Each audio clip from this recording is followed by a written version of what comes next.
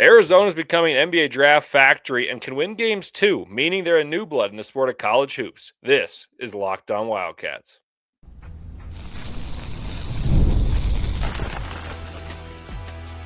You are Locked On Wildcats, your daily podcast on the Arizona Wildcats. Part of the Locked On Podcast Network, your team every day. What's up, Wildcats Nation? I'm Leif Thulin. I'm joined by the Arizona legend, Reggie Geary. Today on the show, Reggie and I are going to discuss the NBA draft pipeline Arizona's establishing, but realistically has had for quite a while, and our expectations for Brayden Burries, Koa Peat, Jaden Bradley, and Tobe Iwaka, and Anthony Del Orso, for that matter, as rookies. So without further ado, we've got Reggie Geary in the house for what should be an awesome show. How are you? I'm good, Leif, man. Thanks for having me on. I'm excited. Talk NBA, talk about the guys. I'm excited for them, so I'm looking forward to this conversation. Yeah, the pleasure is mine to have you on the show. And let's start off with just Brayden Burries really quickly. Brayden Burries went number 10. I told everyone on the show for a little while, probably from March onward, that he'd be a top 10 lock. He went as low as you could go in that terms of thing. But I actually am really thrilled about his landing spot with the Milwaukee Bucks. What did you make of kind of his process from becoming a guy who started the season poorly and turned into a guy who scored 16 points per game on 50, 40, 80 splits and probably could have scored 20 on most collegiate basketball teams, but not a 36-3 team, which he still led the team in scoring? Yeah, but Burries is a special talent, and I think everybody recognized that even coming out of high school. In California, he was just over, I think, 2,500 high school points, just a big time scorer. So coming into the Arizona situation last year, all expectations were he was going to lead them in scoring. Especially with Caleb Love having moved on to the NBA, they knew there was this big hole there, and Jaden Bradley not being so much of a scorer, more of a facilitator, but a guy who could score. They were looking for who was this guy going to step in with a big number, and Brayden was that guy. But as you mentioned, he got off to a slow start. Really just couldn't stay out of foul trouble, couldn't stay on the floor for the first, quarter of the season. And so just never really got a rhythm, and we just didn't see it. And I think I've talked about in the past going to UConn, scoring 4 points in that game in a marquee matchup that everyone was watching was kind of a turning point for him. And then after that game, I think the light bulb went on. Something clicked after that, and he just went on the run. And so he was that scorer everyone thought he was. And so for that to now result in him being a lottery pick, going to Milwaukee, I think is a great place for him. They're on a rebuild. It's a small market, so there won't be a ton of attention there. But more importantly, there's going to be a lot of minutes and a lot of shots and a lot of opportunity to make mistakes. Yeah, and I think that's the most interesting thing because, of course, everyone talks about fits.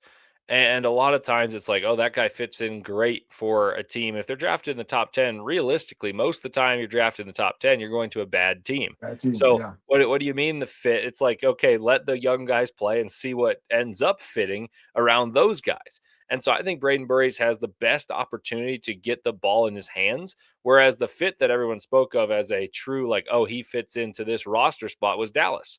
And I still agree that was a good spot because he can play as a shooter. He can drive, attack closeouts when he's created space by Kyrie and Cooper Flag. But I think Brayden Burries, what makes him so good is he's able to attack the rim, and he was a tremendous finisher, played with pace, shot 39% from three despite a dismal beginning to the season. Mhm. And now with the Bucks, the only real score they have is Tyler Hero, who's not necessarily a ball in hand guy himself. So I think there's going to be more opportunities for Brayden Burries than any landing spot other than perhaps Sacramento. And they went Darius Acuff, who's like the instant offense creator. So that was like a no-brainer to me at 7. So I'm pretty thrilled about Brayden's landing spot. And I think he could make a name for himself as, in a loaded class, a guy who ends up on an all-rookie team. Yeah, I definitely agree with that. He's going to get the minutes. He's going to get the shots. I think Milwaukee's realistic in terms of they don't feel they're going to be a contending team next year. This is going to be a rebuild. It's going to take a little bit of time, and to have a guy like Burries to build around to a degree, being a lottery pick, I think it's going to be great for Brayden. Going to be great for the organization, and they're going to find out at 6'4". With a great temperament, a guy who plays it with pace, gets downhill, does a lot of really nice things. I think once he figures out the NBA game and having Tyler Hero in front of him, maybe, kind of showing him the ropes. Tyler has an issue with reliability in terms of staying on the floor. And so Brayden's going to be right there learning, taking all this in, kind of seeing how a guy can get off in the NBA because, Tyler has that ability. So I think it's going to be a great learning spot for him to really grow and to kind of mature into a really good scorer in, 3 or 4 years. And I agree, and I'm very excited to see what he can do in year one. But of course, what really matters is when they hit their prime, and I think he's got every chance to end up being a foundational piece with the Bucks, as opposed to a supplemental piece with many of the other teams he was associated with. Speaking of a team that got a guy that we feel very confident in is Koa Peat. Koa Peat and the Suns, Mr. Arizona adds to his state of Arizona legacy. Talk to me about just how cool that is, having experience going through the draft process, and just how amazing it is for someone who has put in all that work. And Koa, we kind of, I wouldn't say me, but a lot of people criticize the decision to come back, Mhm. to excuse me, to not come back to school because you could make more money. And now he is rewarded by playing for his hometown team. So I'm thrilled for him, but I think there's also an opportunity for him to play. Yeah, we're excited for him. Obviously, there was a lot of, I think, some anxiety, as we're getting towards the bottom of the first round. Was it going to happen for him? But for him to land in Phoenix, as you mentioned, somewhere where it's his home, where he's from, he's had great success. He has family and friends that'll be able to support him. I think, I think for him and kind of where his career is at, I think it's a good place for him. We know, I think what people miss is that they talk about maybe his jump shooting, but what they really are missing out on is this is a high character kid. We know his documented his winning, whether it's with Team USA or the 4 high school championships or at U of A. So he's coming mentally from a really good place. He has a lot of work to do. I don't think there's any shorting that. He's good offensively. He's really going to have to take some leaps and bounds. But I think Phoenix, they like him. I think they're going to invest in him, and it'll give him a real opportunity to prove a lot of people wrong. Yeah, and Koa Pete is someone that I think needed to go to a place that would allow him to have the ball, whereas a lot of these places have him as like a play finisher. And at Mhm. 6'7", you're not necessarily going to dunk over everyone, though he's a spectacular athlete. And that's where the concern was, that he can't shoot at this juncture. And so I think a place that allows younger players to play with the ball and help and use their natural skill sets is really important. And they had a guy by the name of Oso Ighodaro, and I guess maybe you guys know more about the Suns than just random people because it's Arizona. But he's a guy who at Marquette played with Tyler Kolek and was a short roll extraordinaire. I think Koa Peak could do something similar, which has carved out Oso Ighodaro a spot. Play in the short roll, hit push shots, be aggressive, be a secondary playmaker, a hub of the offense. And I think that's what his strength is. And I'm super glad to find a spot where they not only did they pick him there, but they moved up to pick him, meaning that they really liked the fit. That stuff really matters to me. But a point that I want to talk about, and we can talk Jaden Bradley, Tobe, and Del Orso, but coming up on the other end, we're going to go through the history of Arizona basketball and talk about how this has been a factory for NBA talent, but is only getting stronger under Tommy Lloyd than it was even under the great Lute Olson, than it has been under Sean Miller. And that is on the other side with myself and Reggie Geary, coming up next on Locked On Wildcats.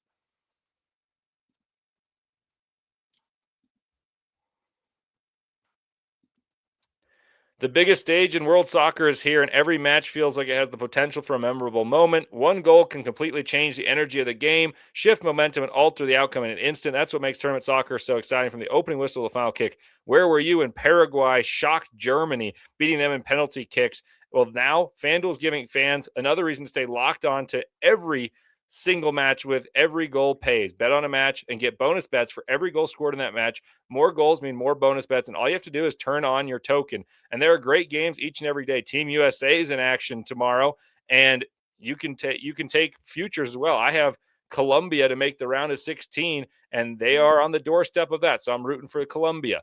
That's what I love about these tournaments. You can turn on a match between teams you don't typically follow, and suddenly one goal changes everything. The tension builds so quickly, and now you're invested before you even realize it. From opening whistle to final kick, let there be goals on FanDuel. Visit FanDuel.com to get started now.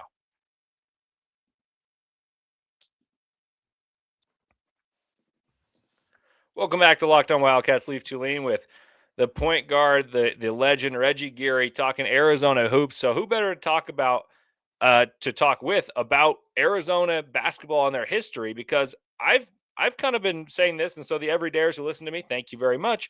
But this is a new take for Reggie, and I want to get his take on it. I've been saying that Arizona under Tommy Lloyd has a chance to do something that's very rare. And I'll preface it by saying there are a lot of teams that have relied on history to get them recruits. And so one would be Kentucky under John Calipari. He could say, I've got a billion players in the NBA. All my players are getting max contracts. But if you look at Kentucky's standards of winning, he failed to reach those for the latter part of his tenure there. And so he still got the recruits, but they didn't win. Tommy Lloyd, entering last year, in which he went 36-3, had a 78% winning percentage.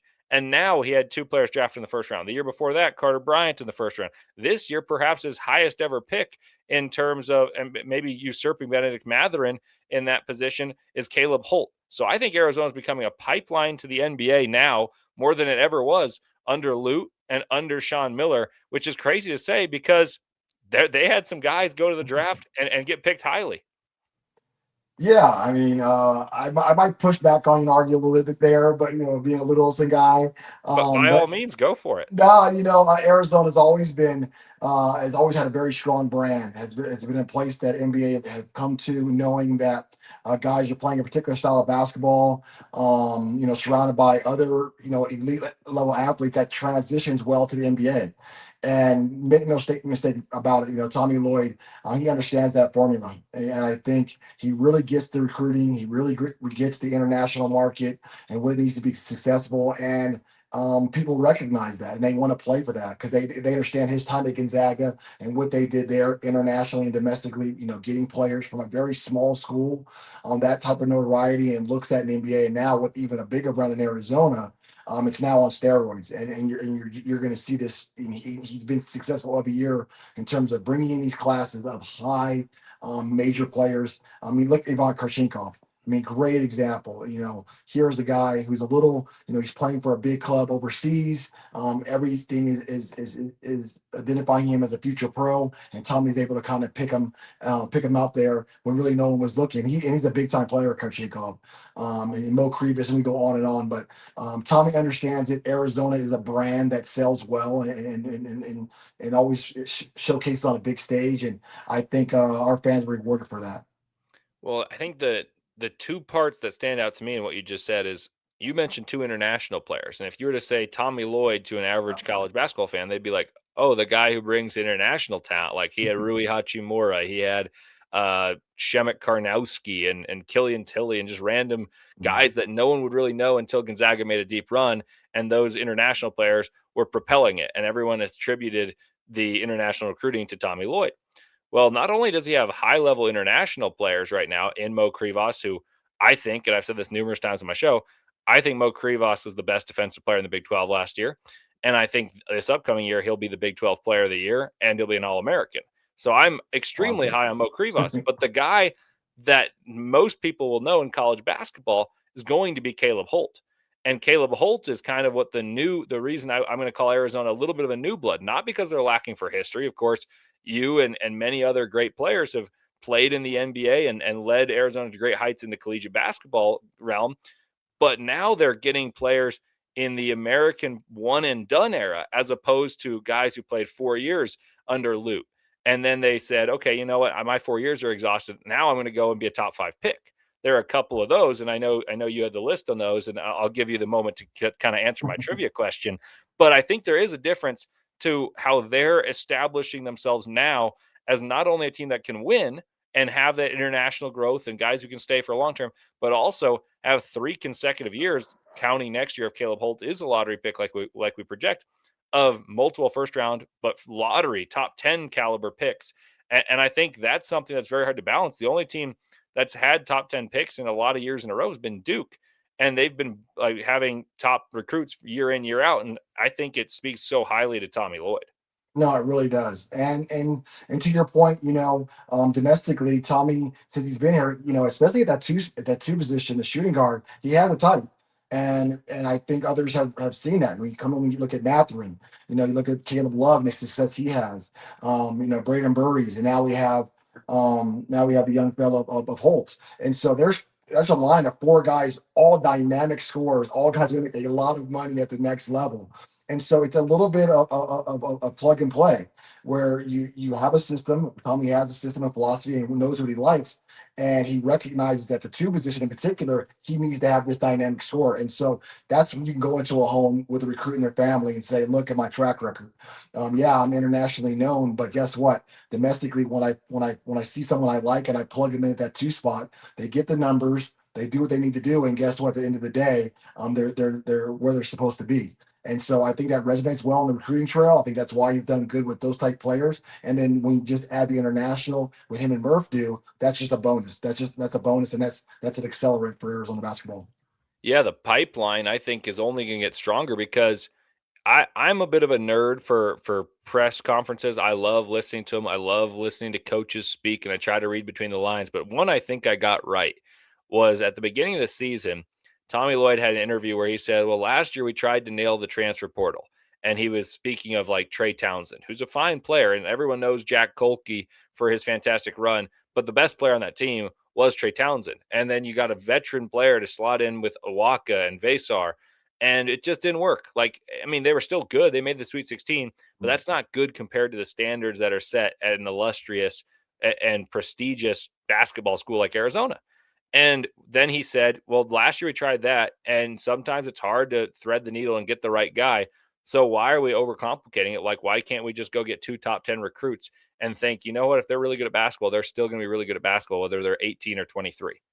And he said that very early in the season. I did a show about that, and Burries is struggling. Everyone's like, oh, but that's why you don't go for youth. And come to think of it, Brayden Burries goes number 10 in the NBA draft. And it wasn't like it was just on potential. The guy scored 16 a game on one of the best teams in college basketball and one of the best years in recent memory of college basketball. So the reason I bring that up is I think Tommy Lloyd has a pipeline of, like you said, the shooting guard position. You had Caleb Love, you had Matherin before that, and now you're getting Caleb Holt. But the next guy is like Aiden Diggs, and Darius Wobbington can say, wait a minute, we're from the state of Arizona, and we saw a guy like Koa Peat get drafted in the first round, get established early on with a 30 piece against the defending champs. We can play against the big boys. We can go deep in the tournament and help our stock by winning. And that's the thing that I think is different about Arizona is a lot of places can say, yeah, we're going to give you the ball, but you're not going to win. Like this team, you could play any of the recent teams, any of the five that Tommy Lloyd's coached, and you say, yeah, this player can be inserted, and we're not going to change the style we play because we're still going to pound the ball inside, going to get the ball to multiple people. It's going to be an egalitarian attack.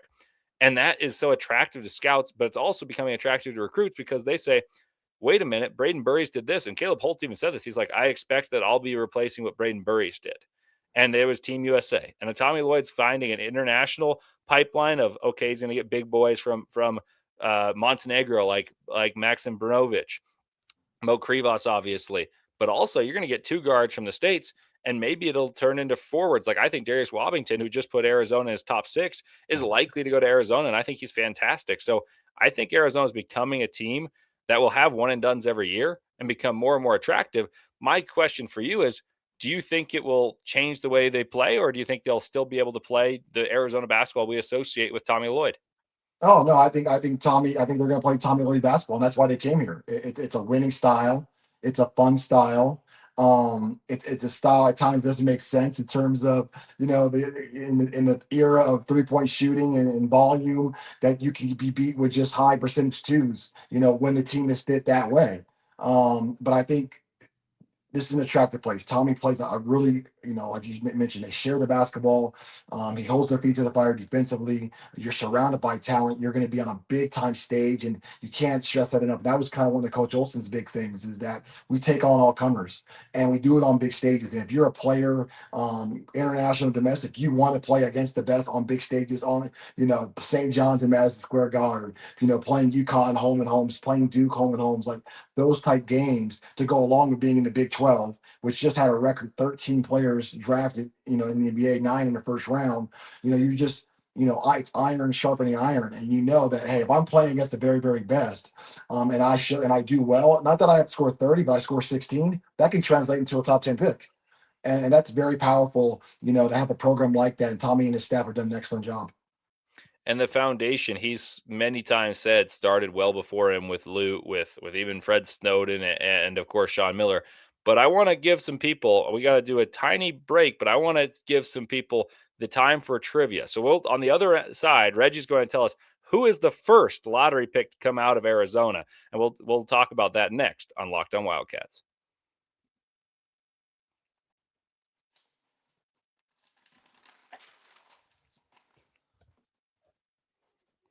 Welcome back to Locked On Wildcats. Leif Thulin with you here, along with Reggie Geary. And if you don't listen every day, well, you should. And for those that do listen every day, I sincerely appreciate you. But one opportunity for you guys that you may not have heard of is the Everydayer Club, in which you can listen to the show every day like you do, but now ad-free, interruption-free, and you have the opportunity to check in with me and text over Discord with your questions about Arizona basketball, Arizona football, each and every day. So check it out at lockedonwildcats.supercast.com or in the link in the show notes below.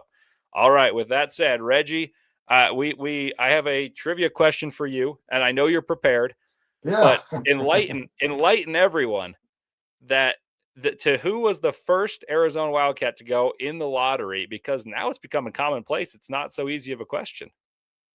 Yeah, I was racking my brain. I thought they were Fred Snowden, but I don't know if they had the lottery back then. But I think the very first one was Sean Elliott.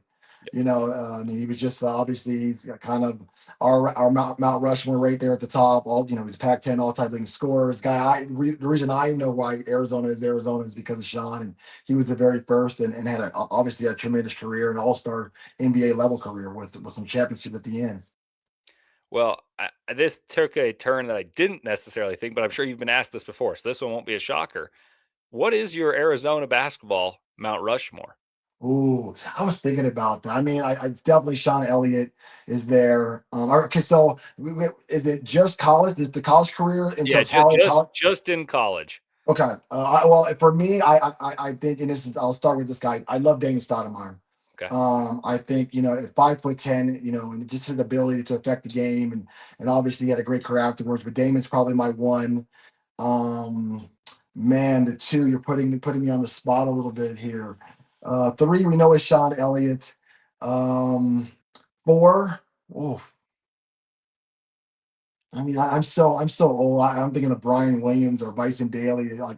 But that's more of maybe an NBA, maybe a mix of the two. So that's a tough question for me. I think Sean and Damon, Steve Kerr has a strong argument.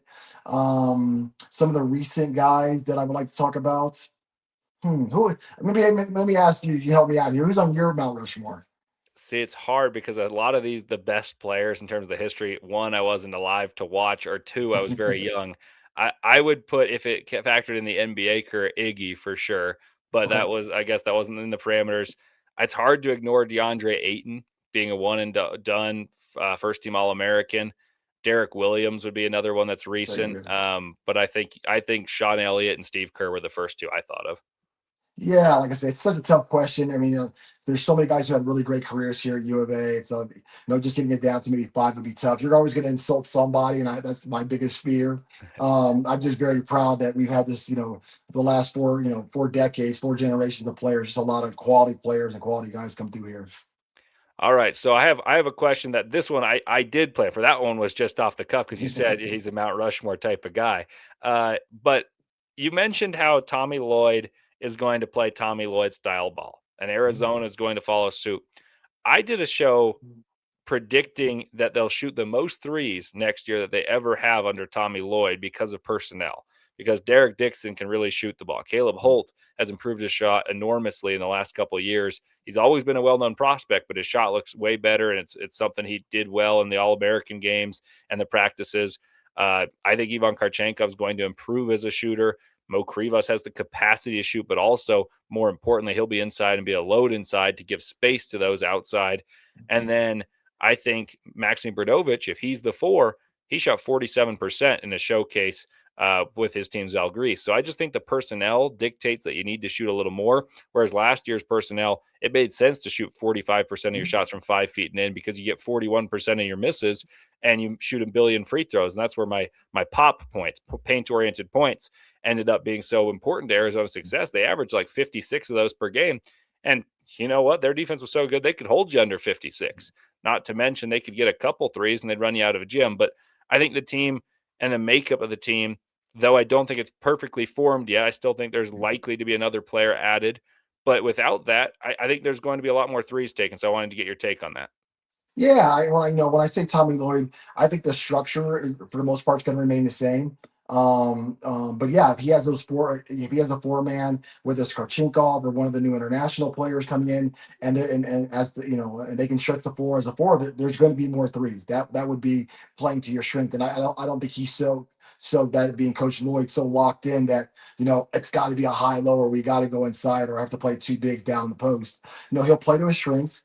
To your point, there could be some more 3-point shooting. I still think there's always that emphasis on attacking the paint, attacking the rim first and foremost, and then kind of settling for threes. I don't know if they're going to be coming down and shooting threes in transition or off zero passes. I don't think it'll be that quick, but there could be some more threes, especially if he has more shooters. Last year, it was just best suited with the two bigs to just kind of pound you. Yeah, and that's something I asked Tommy Lloyd. I live in Utah. I went to the Utah and the BYU game, and I asked questions in the presser. And one of them, he said, "Well, defense travels, rebounding travels, and shooting from close range travels, and we've got the personnel." And I've known that he's been very paint oriented for years and years. Back with Gonzaga with Mark Few, but of course the 4 years prior at Arizona. And he said, "Look, I do recruit to what I try to do, but you also got to adapt to your team." And I think this year, adapting to your team may look more like shooting instead of 18 threes, more like 25. And maybe that makes you a little less steady because some days it'll go cold. But of course, their backbone's going to be the same. And I guess my final question for you is, if you're Arizona and you're kind of setting up this roster, do you think they need another power forward, or are you confident in Ivan Karchenkov playing the four alongside a very slender Maxim Brunovic, or could it be Yarashevicius playing the four? I guess what I'm asking is, do you think there's a player that you need to have that starts or plays big minutes that's still missing, or are you confident with the team as is? Yeah, I think that's the $1 million question. And not having seen all these players play right now. You have to think. Dixon's going to be at the one, and then Holt at the two. Ivan Chikov naturally he's a three. I would love to. Ivan, you can play anywhere. He's just a basketball player. But I think just for his own mental, just his mental health, I like to see him at the three more than the four. But I know you can slide him there in the four, and he'd have no problem doing so. Obviously, Mo's the five. So I think it's four by committee. I think I've heard a little bit as of right now. No one's really separate themselves. They've had some practices here getting ready for their overseas trip, but someone's gonna have to separate themselves from the pack. I suspect they're looking for one more to see if someone's out there. But if they don't find that individual, they'll go with the team they have. But it's going to be a little bit by committee. There is the possibility it could be small ball where Karchinko's at that four, and then they've kind of played in. But Tommy likes to be big if he can. The Big 12 is a difficult league to play small in. You can get away with it, but it's not the easiest. So I know they're hoping for someone to kind of step out that four spot to really showcase himself and take those minutes. And I just can't imagine a Tommy Lloyd team not being huge. They had Ballo and Koloko and Mhm. Tubelis and Ballo. And the smallest four they've had in these years has been an NBA slam dunk champ and Kashad Johnson. So I just don't imagine they do that. But at the same time, it speaks to what we just mentioned of adaptability. The coaches have to be able to adapt just as much as the players are able to do so. And I think Maxim Brunovic, obviously, he's got to gain some weight. He's got to get stronger, but he's got skills to the point where I think he could be a lottery pick. I'm just not sure it's from day one. Yeah. And so if you've got a guy who's potentially a first round or a lottery guy coming off your bench, that probably means you're going to be really good. So that's the way I'm choosing to look at this, and how the roster spot situation ends up playing out. Yeah, I mean, the good thing is Tommy has a lot of options. There's a lot of individuals, a lot of opportunities for guys to step out. As you mentioned, a lot with the international guys, or even with some of the transfers coming from different divisions. It's just how do they transition, and how long does it take them to kind of figure things out? The physicality which is required, the effort that's required. Those things take time. Not to bring up a name, but I was just top of mind was Henry Basar. From what we saw from day one to his last day in Arizona jersey it was night and day, and that took time. It took almost 2.5 years. So it takes some time. You just don't know for each individual. So it's kind of case by case. But I assure you, one of these guys is going to step out and become part of that 7 to 8 man rotation that really solidifies his team. I can't wait. I'm missing college hoops. I'm missing getting ready to watch Embry Riddle and St. Mary's scrimmages and being excited about that. But thank you for your time hopping on the show. It's always a pleasure. Yeah, no, thanks for having me. I love talking basketball, and as you, I'm excited for the upcoming year.